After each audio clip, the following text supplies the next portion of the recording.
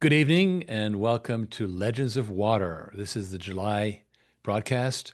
Today's Thursday, July 17th, episode 13 of these 1 month briefings. But if you count all the weekly ones, it's 276. We are the world's new water network and with tax advantaged investing. So let's dive right into it. First of all, of course, we have the safe harbor statements with the Regulation D, which means for accredited investors disclaimer, and the Regulation A crowdfunding disclaimer. Okay, we'll start off by a very cool excerpt of a podcast from the Edge for Tomorrow. And that is fascinating because it really tells a story about how we got into this new phase of opportunity zones with tax breaks. Let's jump into today's episode. Today, I'm chatting with Riggs Eckelberry, CEO and chairman of the board for Water on Demand. I want to change the world yesterday. And that really comes from I had an early career in the nonprofit space, and I landed eventually in the water industry, which is very change resistant. Eventually, we found the fulcrum, the way to change the entire industry. Because look at it this way, there's tens of thousands of water companies. Another water company, woohoo, so what, right? You can make a living at it, and it's fine work, and the world needs that. But at the end of the day, how can you dramatically affect the state of our health, of the entire sanitation system, all of that? We realized that it's done with finance. Because it's finance, all of a sudden, we don't have to operate water companies. We can simply have money under management that we then put to work to purchase systems that are located at the points of use, and the people at the points of use, the clients, simply pay on the meter like they're used to. But the machine belongs to the fund. And along the way, a water company built it, and they're very happy because they made money. So the water industry is happy because they get to build machines. Clients are happy because they don't have to come up with capital. And the fund is happy because it makes good returns. What is the net result of all that? I believe it's going to be a dramatic change in the water industry. Here's why.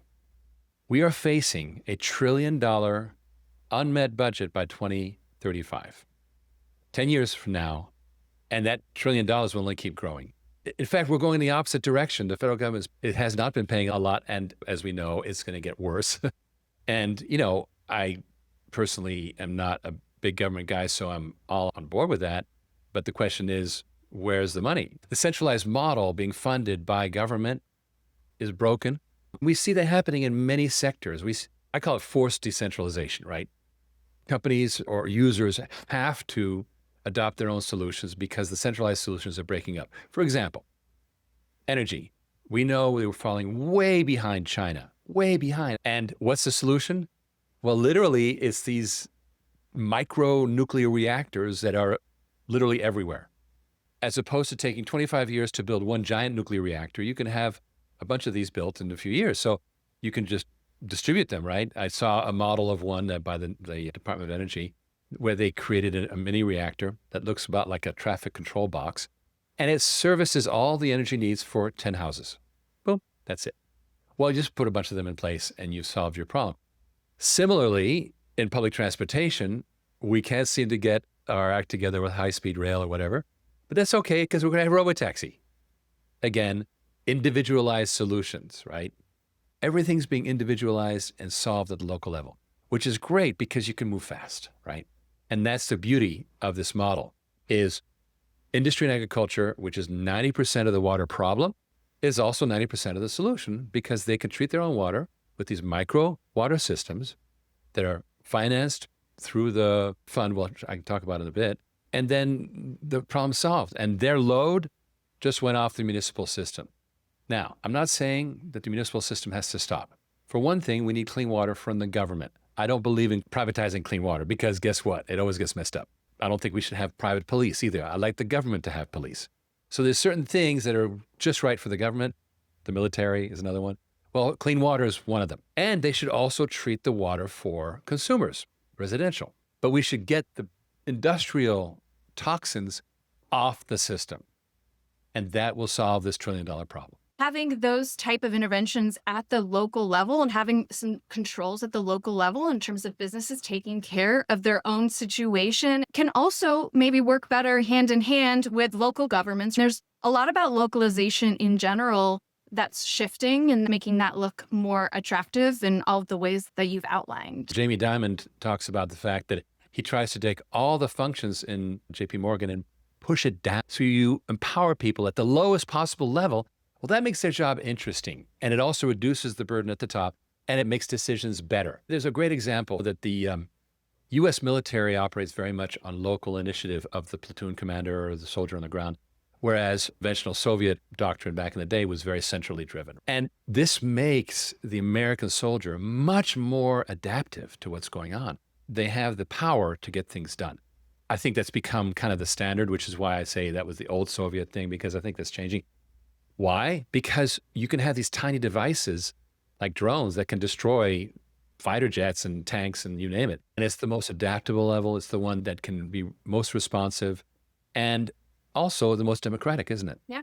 And meet the needs of the local level, of who's actually there, who's most impacted as well, oftentimes. So you dove into some really interesting facts about the changing water industry and your position in this. What factors led to you being at the center of this opportunity? How did things fall into place as they did? Well, there's a very good book by a brilliant man, the late Clayton Christensen, who wrote a book called The Innovator's Dilemma. And in that book, he says that large, existing players resist change. Why? Because it'll break their business model, right? So he gives an example of the steam shovel being replaced by the Caterpillar diesel. Well, the steam shovel people did not want to do something that would be 1/100th of the cost. No way. Well, guess what? That made them vulnerable to the guy who was 1/100th of the cost. And here's what's interesting. Those advances often come from within the existing player, right? So he gives a whole history, for example, of the disk drive industry, which disk drives getting smaller and smaller. And each time a disk drive would be half the size, it would destroy the company that made the larger one. And it's almost comical. But the fact is that the big water is so wedded to the central utilities model because it's a giant check they get once from one customer. Thank you very much. And they're set, right? But it's not a giant check anymore. That's not how it's going to happen. It's going to happen in lots of micro checks. In a way to disrupt, you've got to be small, right? Don't be big. A couple of years ago, we were working on merging with a SPAC, a special purpose acquisition company, a blank check company, to get on the NASDAQ. And we had these vast acquisition plans because we had to then meet Wall Street's expectations. And eventually we abandoned it because, in part, it was the wrong direction for us because we would have become another conventional player. So better to be a very narrowly focused player. And as a result, what we've been doing is we've been divesting our water equipment production and going straight into finance. And this, to me, is going to make it super important to the water industry. Why? Water equipment companies are very low margin. Their net profit is 16%. You have to make more than 11% to overcome inflation and currency debasement. That means you're making really 5% a year. Well, the slightest business problem like a tariff, poof, you're toast. So it's not good to be low margin, and yet they are. Well, guess what? If we put in place this fintech model, their margins will rise, and it will become much more profitable to be in the water industry. If you're on Microsoft Office, you're paying $20 a month, let's say. You used to get it for $120 a year, forever. One time, $120, you were done. Or you even got it for free, but whatever. The point is, at one-time expense, now you're paying more. So you as a customer are paying more, and you're actually happy. Why? Because you have service, you have updates, you have all these features that are automatic. You got OneDrive and this and the Copilot, and they're all thrown in. And so it's a good deal for the customer because they get what they want when they want it. And that flows to all the players in the industry, but primarily to us, the guys who are financing it. So you mentioned disrupting and what it takes to disrupt and, finding that sliver, right? Rather than coming in as a common player. Can you speak a little bit more to that? I tell you, we have not been brilliant about this because you have a right idea. We started looking at different ways of financing water systems. the thing that held us back was the fact that investing in water and water equipment does not have tax benefits. Unlike solar, unlike oil and gas. I was once pitched by my CPA on investing in solar. He spent the first 20 minutes talking about the tax benefits before he even got to the part about how maybe I'll make money. Well, tax benefits, the deductions, the sheltering of your gains is hugely important when you're competing with other uses for the same dollar. We set up something a lot like oil and gas, where people make money from continuing production of the oil well, similar for a water well, quote unquote, fine. But the rewards weren't there from the taxation system. Finally, this year, we solved it. It came in the shape of these very interesting things, which you're going to hear a lot more about, called opportunity zones. They've been around since 2018. Opportunity zones, there's 8,000 of them roughly, located all over the US in disadvantaged areas. And by the way, many of them today are not disadvantaged anymore because of this program. What it promised was if you kept your money in an OZ, Opportunity Zone Fund, for 10 years, your gains at the end of the 10 years would be totally tax-free. Thank you very much. But the reason why we didn't use it at the time was because it was mostly devoted to commercial real estate. And that would be the investment in that opportunity zone, and it worked very well, except for one small problem. Commercial real estate is not a great investment today, and the office sector is still screwed up, and it's going to be for a long time. So what's happened is opportunity zones have now diversified, and you can run any business through an opportunity zone, and the investors get their growth tax-free. So we latched onto that so fast. We're like, yes. And we started we had a lot of metal bending businesses. And the problem with metal bending business is you're competing with other metal bending businesses. So we said, you know what? We're divesting all that good stuff. And we are instead going to finance. And that way we're not competing with the metal benders, right? Yes, absolutely. It's an understatement to say that it's difficult to completely transition, but that's got to say something about your team.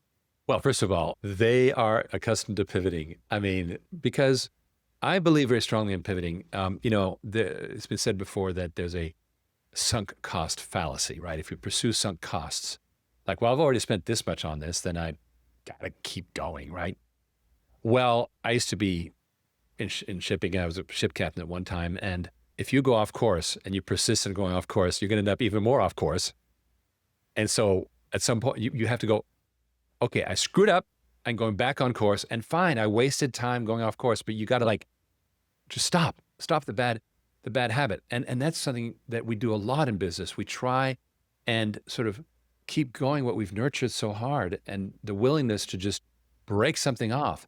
It's really, really hard. So you got to be willing to just go, that's it. We're breaking with the old, and here's why.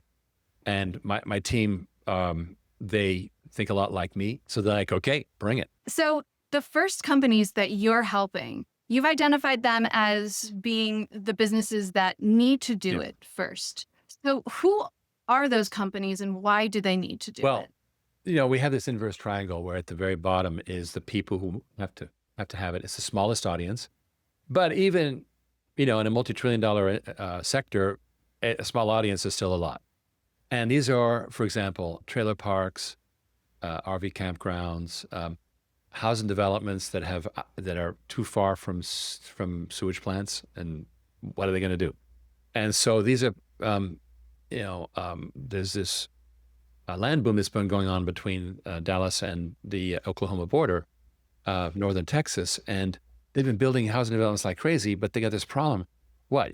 You're gonna build a 10-mile or 20-mile sewage pipe? They're pressurized pipes. They're not just drainage pipes.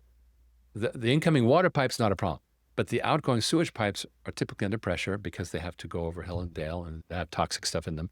So that stuff makes it kind of creates this limit to how far you can go from a central utility. Now we've just completely liberated people. For example, one of our showcase sites is on the shores of Lake Denison. Lake Denison is literally on the Oklahoma border, and it's miles from nowhere. But there's a little 40-foot container that does all the treatment of all their black water, as they call it, their poop. Once a year, the sludge truck comes out and pumps it out, and it's fine. They're completely independent. So these are the first people. Now, the next people are those who will find it convenient or beneficial to do it. And that's a bigger audience, right? Not having to pay capital costs. But you say, well, rigs right now I can connect to the municipal and there's no capital costs. Go, yeah.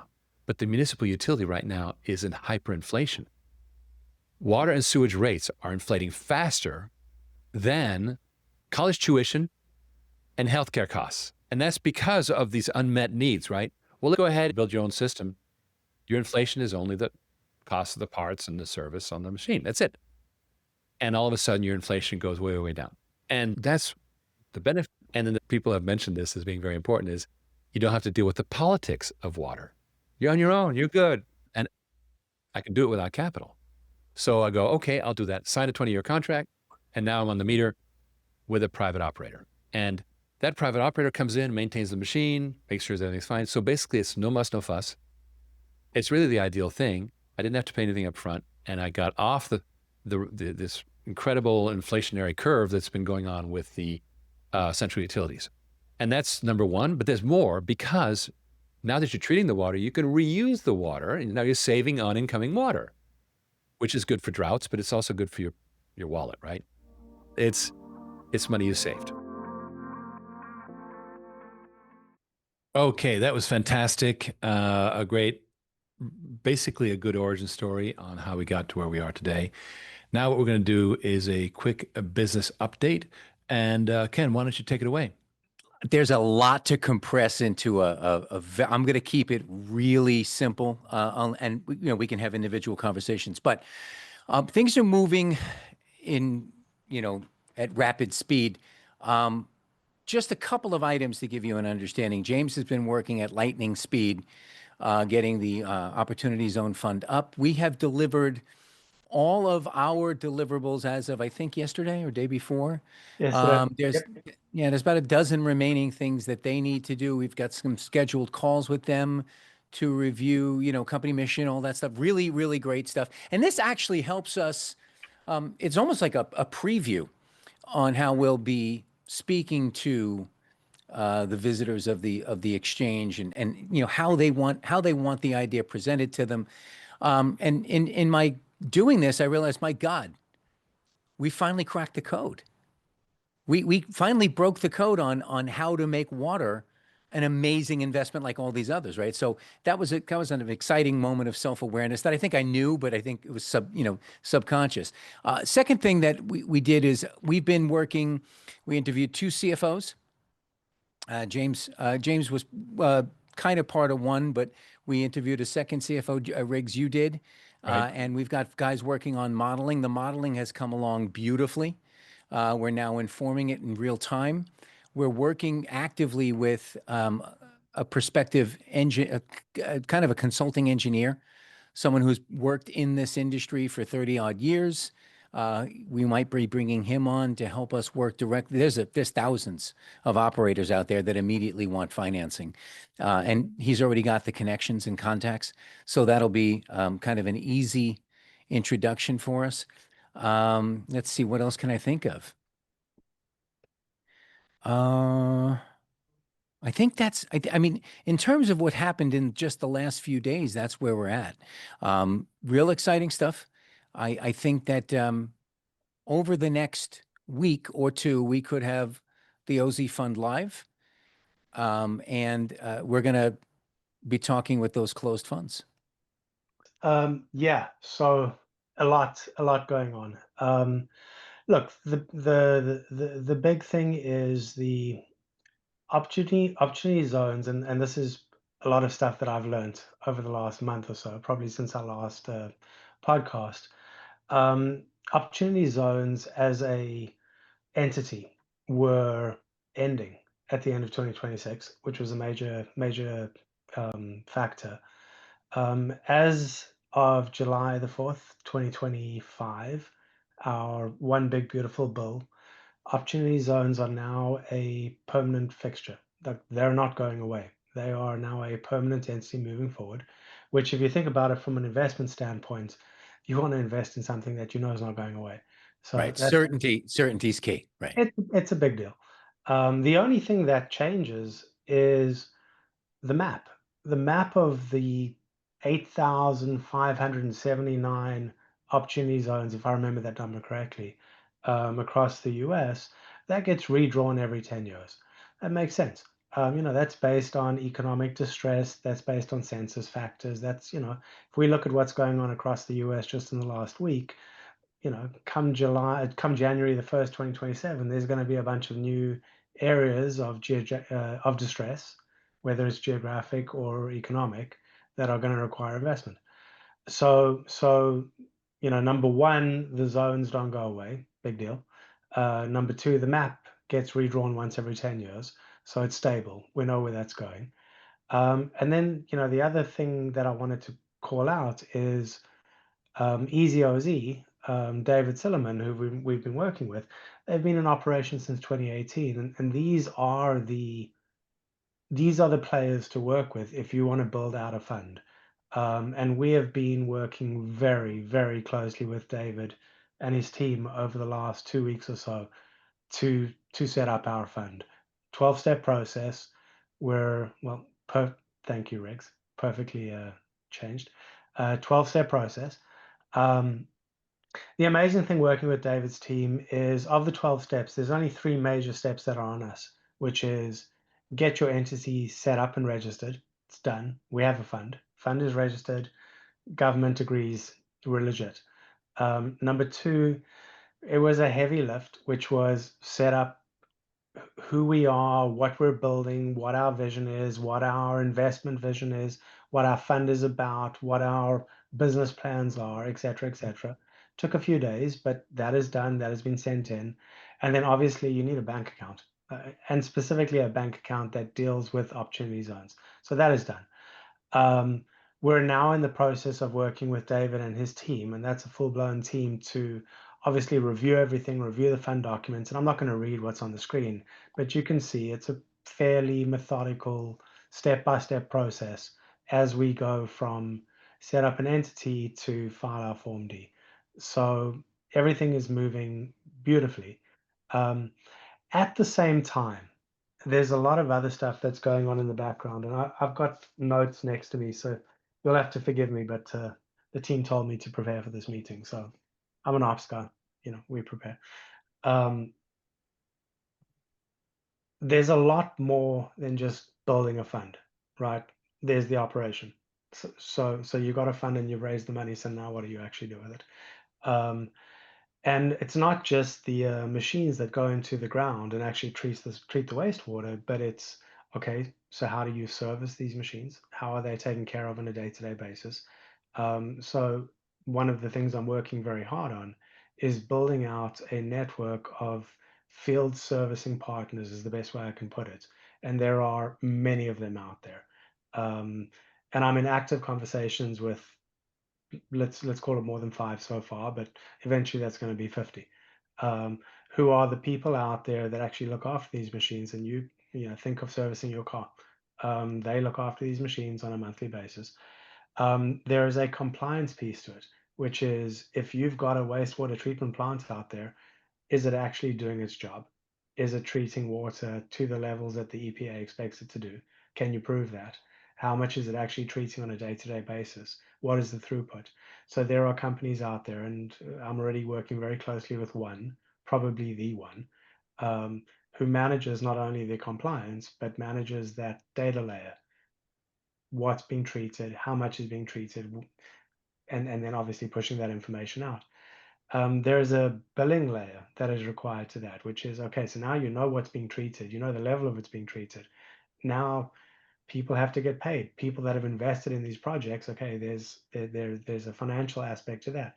There are banks that money will be owed to. That needs to be done. There is us that needs to get paid by our customers. That needs to be managed. So all the information that's coming out of these machines needs to be ingested into a software platform that is a CRM/billing platform. That is in process right now. There is the manufacturing partner network. These are the people that actually build the machines. But at the same time, they're also part of your deal discovery network. So they know what machines out there are unfunded. That's where we come into play. They also know, let me rephrase that. they're also in many circumstances the people that can service these machines, which brings us back to point one, which is the field servicing. Um, it's an ecosystem that we need to build out on the back end of building out the financial model. So, point five over there is it's more than just a network of vendors, right? It's an entire model that has to work together and has to be built in parallel. It cannot be built in serial. So, I mean, I've got my hands full right now. There's no question about it. I'm gonna stop. I'm gonna stop talking now. No, I want to I just want to comment because I've been in these kind of, okay, what'd you get done today? Ba-boom, ba-boom, ba-boom, ba-boom, ba-boom.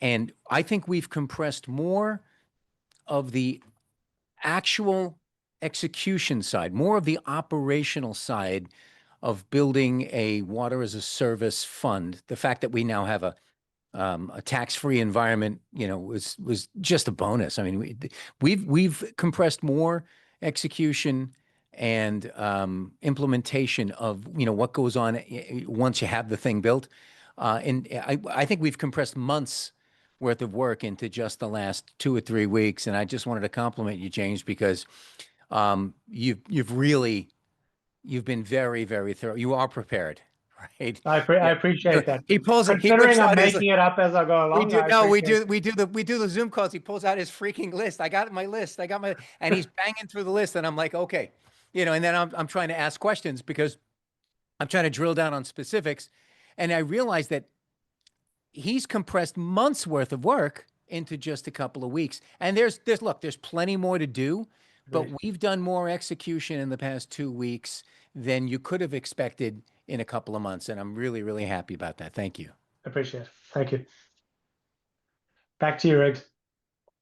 All right. So, well, basically, we are still talking about the OZ because, and perhaps Ken can jump in on this, he has identified this amazing animal called closed funds.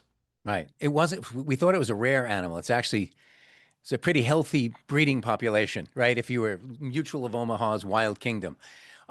So as it's described to me by David, all right. So look, just to remind our audience, those who don't know the whole origin story, I'm not going to get into that part.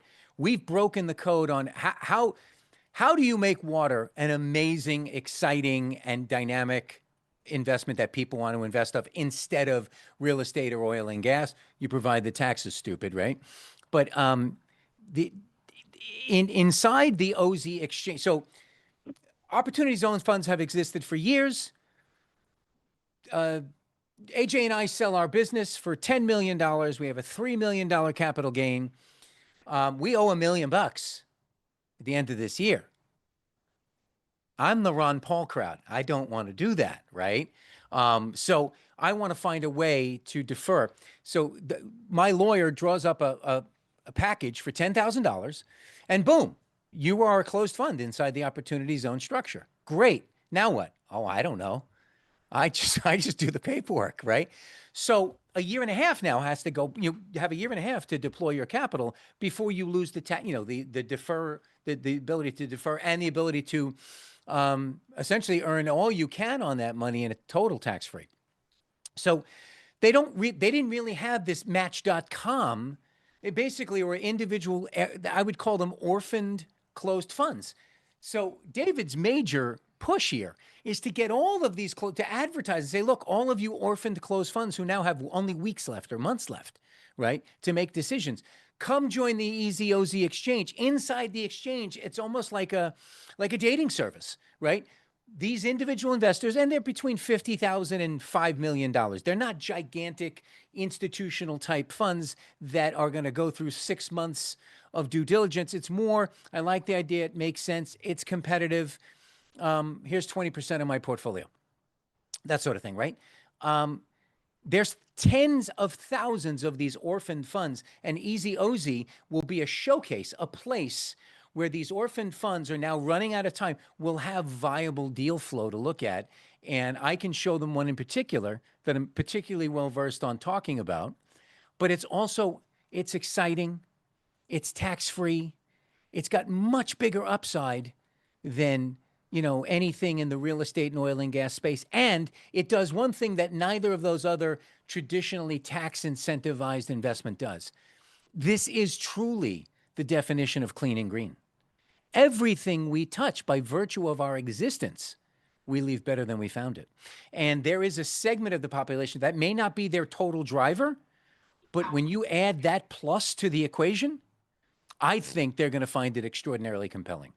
So that's our closed funds. David's lined up about, I don't know, a dozen of these things just to talk, right? Day one, when it goes live, we're going to be in front of, tens of millions of dollars of capital that is, by the way, anxious. It's running out of time. They need to make a decision. And they've looked at other deals and it didn't float their boat. I think we will.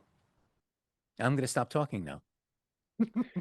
Well, you get to talk some more because There we go. Ken and I have been working super hard on the whole sponsorship investment side.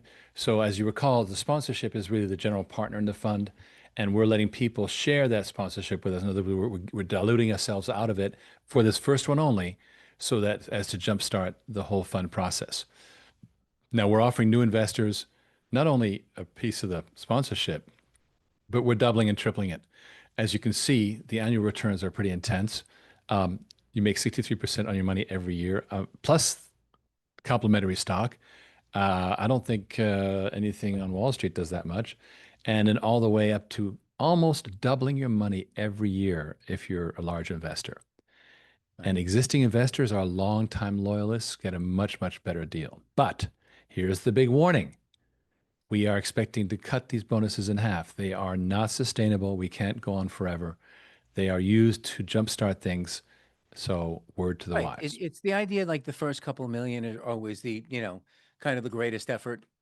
You're starting from a dead stop, right? Mhm. Once there is momentum, and once I'm actually, please understand that once we're collecting capital from closed funds, that is not giving away shares in the company, No. right? That's not giving away, huge chunks of our OZ sponsorship. This first fund may very well end up being a $200 million fund, Yep. right? So we would like to keep some of that as our first go around. We're willing to part with all of it if necessary, if it means we've put ourselves in a position to do the right thing and do it the right way over the course of the balance of 2025. But we don't, we want to get the first, we got a couple $1 million in the door, or at least some promised. We want to execute on that and immediately start to make this a little bit more realistic and more in line with just, we still want to make it the best deal in the exchange. Riggs and I will work tirelessly to make sure it's the sexiest deal in the exchange, but it doesn't have to be, it doesn't have to be an investment that laps all other investments, right? So, because that's doing what's right by the investors in the long run too. All investors, Thank you, the ones Ken. that come along later. All right. So with that, we move to solar down. Ken, this is a topic that is fascinating. On July 3rd was the very top of First Solar Inc. And what happened the day after July 3rd? Let me think. What was that? Does it rhyme with Big Beautiful Bill? Yeah, it was OBBA. It was like ABBA. It rhymed with ABBA. ABBA? Dancing Oba. Queen. Oba, oba, oba. Oba. Yes. First Solar. Now, why? Because, of course, the solar tax incentives are gone. And, who knew that the industry needed those tax incentives to go anywhere? The lesson is that tax incentives in this society matter. And that's why it's so important that we finally found our way to the exclusive breakthrough that we have, which is the opportunity zone tax. Remember, that's an investor gets 10 years of profits completely excluded from federal tax. And then Right. that can be rolled over for another 10 years, et cetera, And et they cetera. can defer that capital gain event The for 5 initial years. capital gain. The initial I was- capital. So it's 5 years. Yeah, I didn't want to get into that Oh. technicality, but you're right.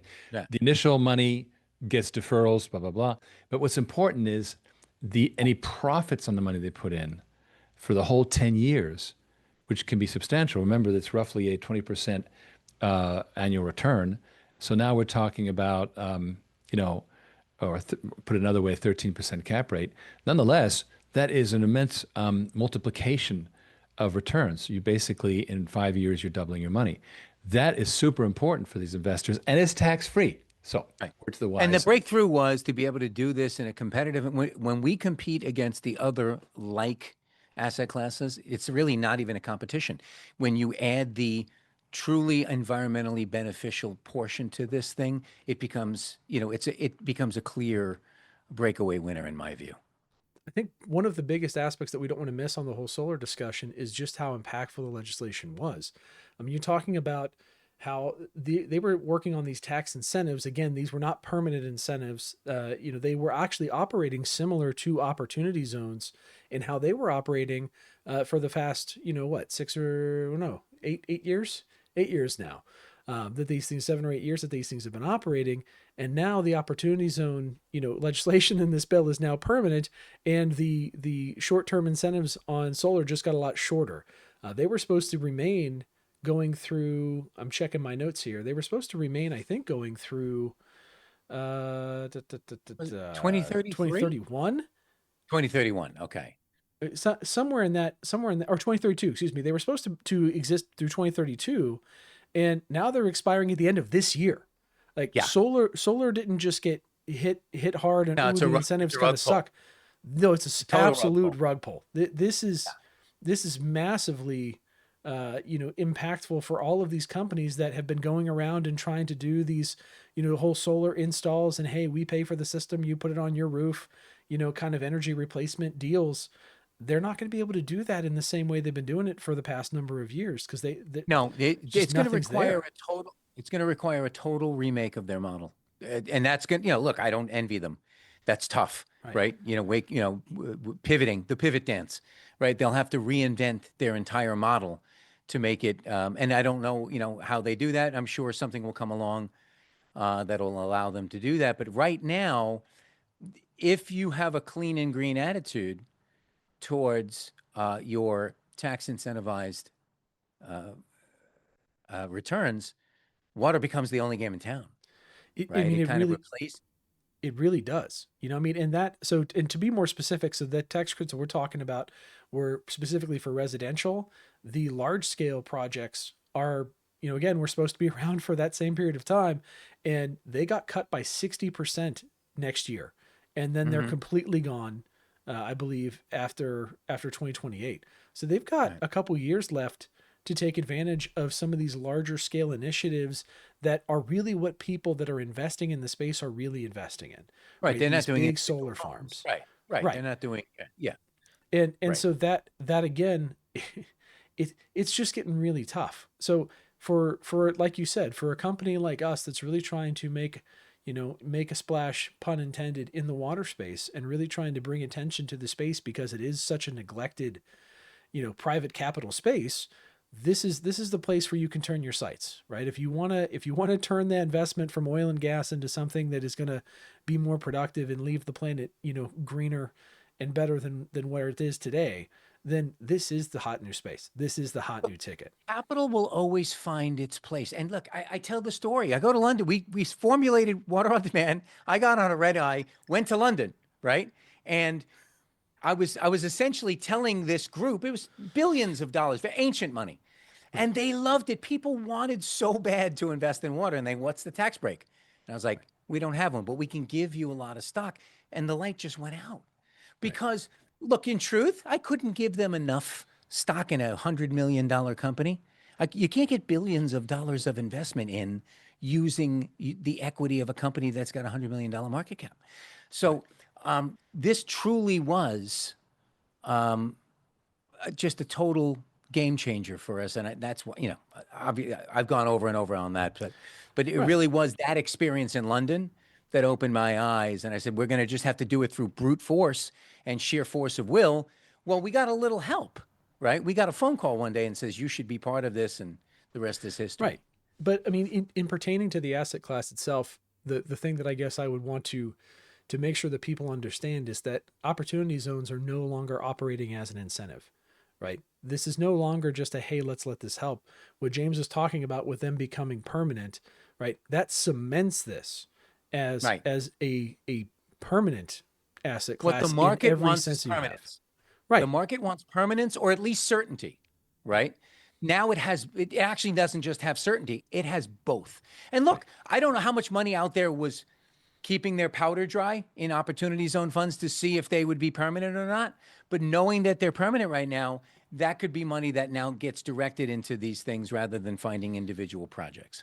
I think Exactly. also the businesses in the opportunity zones will start to diversify now that they're permanent. Big time. Yeah. Big time. Yep. And that Absolutely. makes it more interesting, much more interesting. All right, let's talk about AI and this is just a quick summary.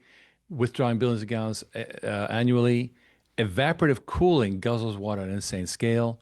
Google uses this. 15,000 households per regular data center. Now their AI, which is much bigger, multiplied by all these others. Think about that. So go ahead, Ken, walk us through this particular thread. Yeah, and I highly recommend anybody interested in this massive water consumption as an burgeoning new opportunity in a variety of different ways to invest your money to follow Frank Curzio. So Frank Curzio has been a Wall Street guy for many, many years. And he basically said, look, I've never seen a resource consumption on this scale ever, right? So basically, it sounds like I wrote it. Holy shit. But listen, just to cool data centers, a single data center uses the same amount of water as 15,000 households. That's a town. That's a big town, right? Now, picture that with thousands of data centers.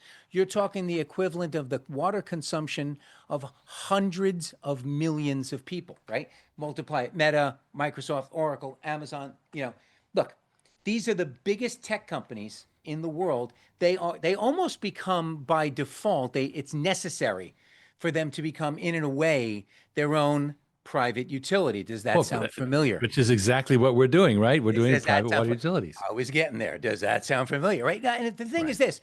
So this multi-trillion-dollar opportunity that we've identified in the existing infrastructure of America and around the world doesn't even count this. This is this magnifier that's unknowable. And if the maths, this could be bigger than everything else that currently exists eventually, right? If AI continues to do what it does. But go ahead. Well, no, I'm just saying it's a disproportionately underrepresented category because it's new. So if you look at the current water draws that happen on a yearly basis, right? It's like 40-ish% is food, it's 30 some percent is energy, right? And that's just energy, but that's going to go up too. And it's like something like 5% is industrial, which also encompasses tech and other things, right? Right. That this is going to explode that percentage of draw, both in the energy sector and the data center sector. Yeah, but I also, again, like I come from the software world, and I don't think the average person understands how many servers go into a large hyperscale data center. Like I think it's 500,000 servers sitting in a large Yeah. the Yeah. amount of power, the amount of heat, the amount of consumption, the amount of output Yep. that goes into just a single Azure or AWS data center is astronomical. Like Yep. it's Right. huge. Right. And that's only going to grow. Like we're not talking about a small building with a bunch of PCs. Like No. you're talking a warehouse. At 120 degrees inside the warehouse, right? And if it goes over, everything shuts down, right? Right. So Right. you've got it. So it cannot Right. shut down, right? Yeah, exactly. So what Frank says is which water companies operate near data centers? Well, guess what? Anyone who wants to, and now we can finance it, right? Back up a little bit, right? Back up to the previous, yeah. So which water utilities with regional exposure, pricing power, right? Now we know a lot of these data centers because of the energy consumption, and it may be AI, it may be crypto mining, it may be just data centers. We know that they seek out places where Riggs and I spoke to a company. He was trying to raise capital for his companies. He was he was opening up a data center with crypto mining involved. And he said, I have to go where the energy is insanely cheap. But there was nothing he could do to avoid the water, and they were going to do immersion cooling technology, right? And that's similar to what Frank Curzio describes here, right? So when you say demand shock, the demand doesn't even, it's not even, it can't even be imagined right now, right? So the amount of economic prosperity, the amount of jobs, the amount of building and infrastructure, this is stunning. It's mind-boggling, right? So when we say that water is the centerpiece behind the American Industrial Revolution, that's not just a slick line. It's the actual truth. And that's why it's so powerful, okay? So there's an almost unlimited opportunity for water manufacturers. If you can build a system that will recirculate and cool a data center's water need, that 1,000,000 gallons a day, if that could be reused, we're no longer drawing 1,000,000 gallons a day of fresh water and wasting it, right? But Right. a lot of times this evaporative technology will do that. But if you can recirc that water and reuse that, the resource drain drops dramatically. But think about the business opportunity for guys who makes those. What would the water bill be if they had to draw 1,000,000 gallons a day and lose it and wait for it to fall back to earth through rain? Okay, so the ability to recapture and recirculate that, it's an unbelievable business. And the fact is, all of those companies that need to build these things are going to need to build a lot of them. They're going to need to build it rapidly. And what does that mean? It means capital. We are literally entering at this is like Genesis stuff, right? I mean, the first book of the Bible. It was like literally, it's the dawn of creation for what we're talking about, and we're at the heart of it. So it's very exciting. Okay, so water infrastructure plays just like small modular reactors and nuclear startups are getting a lot of attention. Okay, this is an important line, Ken. Top line. Yes, chips, very crowded. We know that they're all beaten. The guy who makes the fastest chip this year, his stock goes crazy. Everyone else stock gets crushed, right? Power, that's already in process. That's catching a running train already. Now, you could catch it in time, okay? But the water aspect of this, nobody is investing in water on a private institutional industrial basis. Okay. It's all, when people think of water, they think of drinking water in the municipality. Okay. They don't realize that's a tiny, tiny, tiny fraction of the water consumption around the world. This will be the overwhelming majority of water consumption on this planet within the decade. Okay. Investing in this now could become like investing in, Ma Bell at the turn of the century.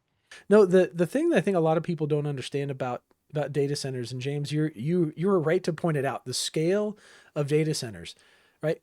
But we mentioned something like chip fabrication. People don't realize that chip fabs need extremely pure, clean water. Yeah. And Yes. they operate in extremely clean environments. So even if you're thinking, okay, well, what kind of systems can you guys finance? Right? There's nothing that stops us from financing ultrafiltration systems. There's nothing that stops us from playing in all of these spaces where previously, especially if you've been a long time follower and investor of Water on Demand, right? You know that we focused a lot on our internal systems and the systems that we produce that primarily treat the wastewater. And the whole idea and this kind of wonderful next evolution about being able to operate within the fund and utility space is it gives us more flexibility to tackle even some of these problems. Because as Ken mentioned, even the larger evaporation models or immersion cooling that happens in data centers, all of this ultrafiltration that has to happen in chip fabs and all these things, that's just one aspect of one sector that needs water and needs water systems, right? And Keeping that space supplied and actively operating is one of the things that's going to continue to drive growth and innovation within the country, but also to make sure that we're being good stewards of that water, being able to recycle it, and all of those aspects are things that people don't think enough about today, and it does make an impact on overall supplies and quality. the need would strip mine would be the equivalent of strip mining if we weren't good stewards. So private industry wants to be good stewards. Think about this though, if you're a chip fabricator and the ability to produce that that clean room level, I think it's pharmaceutical grade water. Am I right, Riggs? It's pharmaceutical, Absolutely. okay, pharmaceutical quality water. If your ability to produce that on the spot breaks down for whatever, you're out of bit. I mean, I don't know what that costs you, but the costs are phenomenal. So the idea to place that fully financed on your business so you don't ever have to be in the water business. And the minute one of those effluents gets out of balance, right, James? A little sensor goes off. Two guys show up. We're here to fix that. Oh, I didn't even know it was down. No, just keep keep fabricating chips. Okay. That that ability to focus just on what the business does.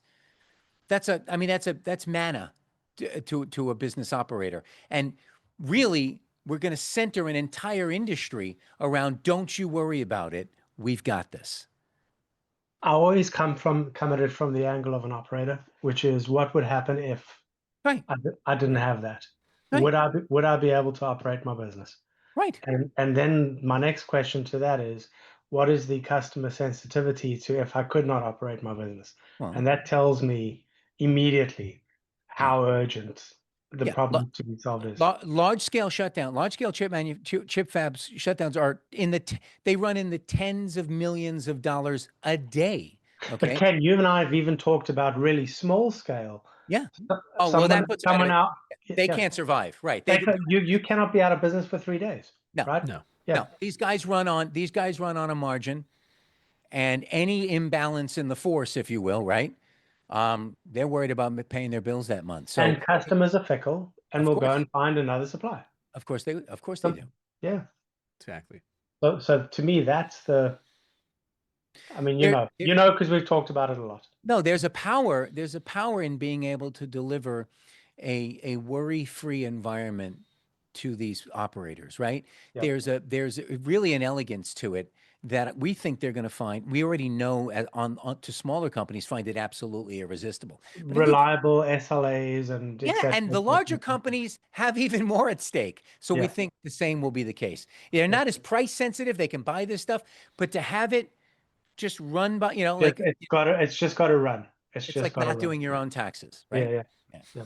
Okay, so you can talk to Ken because he has the inside dope on how this works, the further details. If you have any curiosity whatsoever on how you make 100% or more on your money per year, I know you don't, but if you do,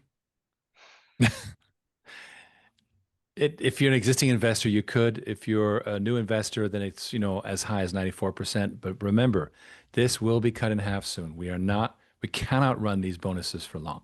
right. So talk to Ken, see what it's all about. So is this for real? I mean, are we insane or no? I know that this is the result of a lot of really, really hard work, amazing hard work, and we're continuing to push hard on it. And we will have a tax benefited water fund soon, and that will start to transform the water industry. And folks, it's okay if you go, this can't be real. Call me anyway. I will lay it out for you. All right. And when you leave the conversation, what you do, I don't know what you'll do, but you'll know at least it's real. Okay. Wonderful. Well, I want to thank everyone for joining us. It's been informative and a new format of sort of commenting as we go. We'll be refining that, but you can count on us to have a lot of detail and deep dives in these briefings once a month. And believe me, next month there's going to be a vast number of updates. Those little soon are going to start being check marks. So be sure to tune in next month. It will be in August, and that is the 21st of August. Thursday, the 21st of August, we'll be meeting again. Please be there, and I think you'll find it exciting and fascinating. Thank you, everyone. Any questions? Just put them in the chat. Put them, go ahead and put the questions in the chat. And even better yet, this is now offer. It still goes to the same, but we're very proud to let you know that we have a .com. So it's offer.waterondemand.com and invest@waterondemand.com. They both work, but we're very proud of that. Thank you all, and you have a great weekend, and see you again on the 21st of August at 8 p.m. Eastern. Good night. All right. See you, everybody.